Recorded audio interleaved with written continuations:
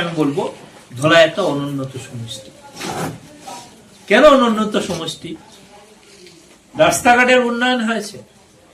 কোন বিধানসভার রাস্তাঘাটের উন্নয়ন হয়নি বিজেপি সরকারের সময়? সব বিধানসভার রাস্তাঘাটের উন্নতি হয়েছে। কিন্তু ধলাইয়ের মানুষ যদি সার্কেল অফিসের প্রয়োজন হয়, কোথায় যেতে হয়? সোনায় যেতে হয়, না হলে শিলচর যেতে হয়। ধলাইয়ের মানুষের একটু অসুখ হলে কি হয়? কোথায় যেতে হয়? শিলচর যেতে হয়, ভালো একটা হসপিটাল নেই। পার্শ্ববর্তী বিধানসভা সোনাইতে পৌরসভা আছে, ধলাইতে পৌরসভা নেই।